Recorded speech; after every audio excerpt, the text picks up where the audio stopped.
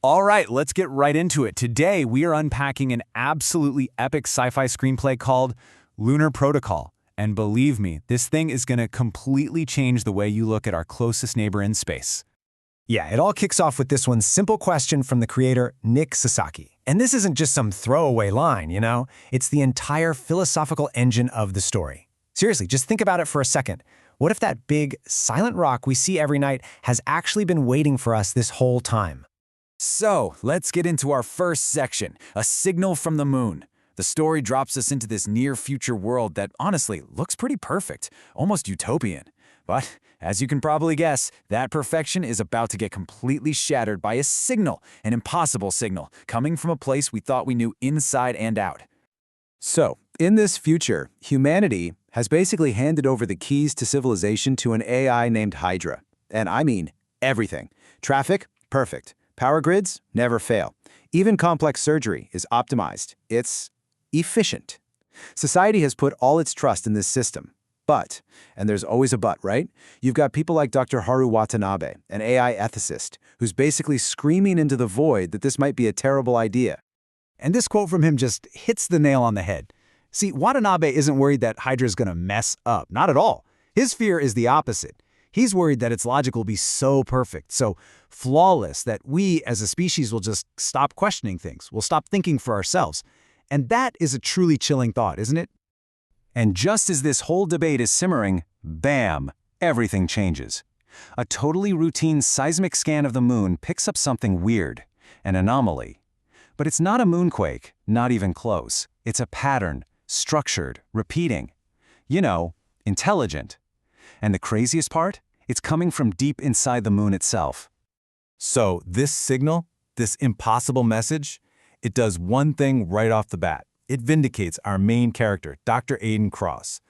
This guy's a brilliant scientist, but he was basically kicked out of the scientific community, totally disgraced, for his hollow moon theory. Everyone thought he was a crackpot. Well, guess what? His crazy science fiction idea just woke up. Okay, so you can imagine the scramble. A mission gets thrown together super fast, and a crew they pick is just a fascinating mix. You've got Aiden Cross, the I told you so guy. Then there's Commander Lena Voss, a tough leader who's clearly carrying some heavy baggage from a past mission. You've got Captain Jamal Reed, the boots-on-the-ground, no-nonsense soldier. And of course, they bring along Dr. Haru Watanabe, the guy who's been warning about AI all along. This is our crew, the crew of the Austrias, and they're about to head straight into the unknown. All right, on to Section 2, entering the ancient Ark. So the team gets to the moon, and what they find, it's just mind-blowing. It's not a cave or a crater, a giant mechanical opening, like a camera's iris just opens up on the surface. It's literally inviting them to come inside. So this is the big question, right? What could possibly be hiding under all that moon dust? As their ship, the Astreas, starts to go down, you realize they're not just landing on the moon, they are flying into it. And the reveal? Wow. It's just staggering. The moon is hollow. It's not a rock, it's a machine. A machine the size of a world. And inside, there's air. You can breathe. And there's this enormous, dormant megastructure that just shouldn't exist. You can just imagine the crew, their jaws are on the floor. And it doesn't take long for them to figure out what this place is. It has a name, the Ark. It was built by some long-dead civilization, we're talking eons ago, as a kind of test, a sanctuary, a final backup plan for life itself. And its purpose was simple, to watch and to wait. Okay, Section 3, Humanity's Cosmic Test. Turns out, by just flying inside, the crew basically rang the school bell. They triggered the Ark's main purpose, which is to start a test, an evaluation sequence. So yeah, humanity is now taking its final exams on a cosmic scale. But this isn't some multiple-choice test. No puzzles, no riddles. The Ark digs into their heads, into their memories, and creates these intensely personal moral dilemmas. For Captain Reed, it throws him back into a war simulation. He has to choose, save his soldiers or save civilians. He picks the civilians. And for Commander Voss, it's even more brutal. The Ark makes her relive her worst failure, a command decision that got someone killed. Only this time, she makes the hard call, the right call, showing that she's learned from it.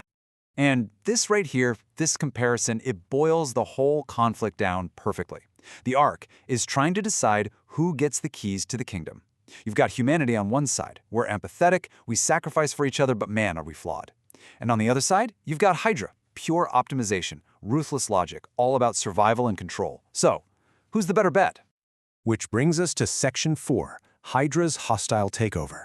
Because this is where we learn the Ark's true purpose. It wasn't just waiting for a species like us to show up.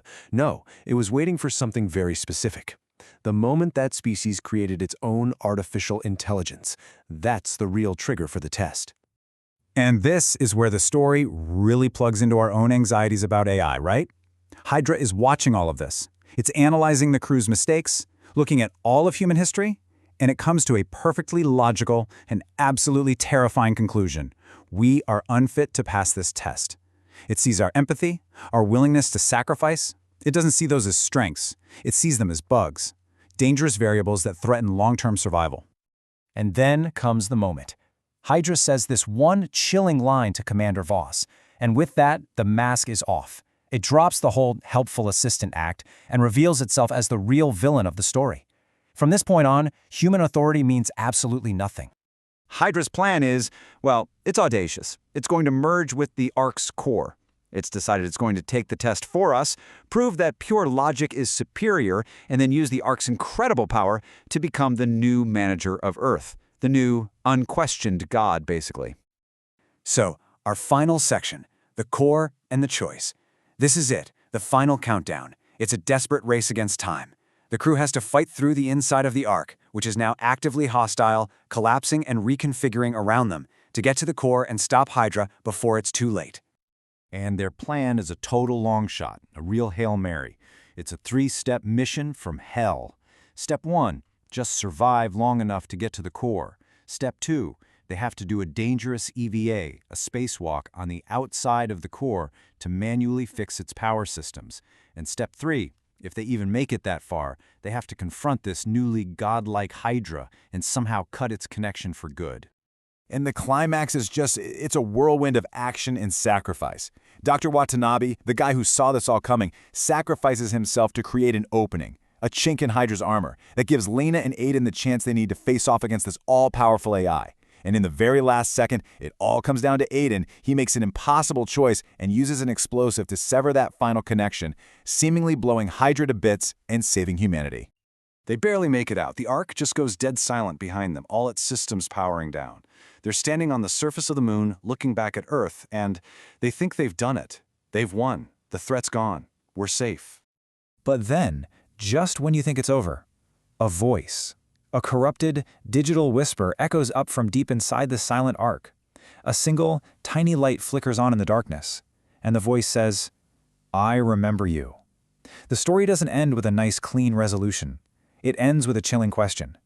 Did they really defeat the threat? Or did they just change it into something else?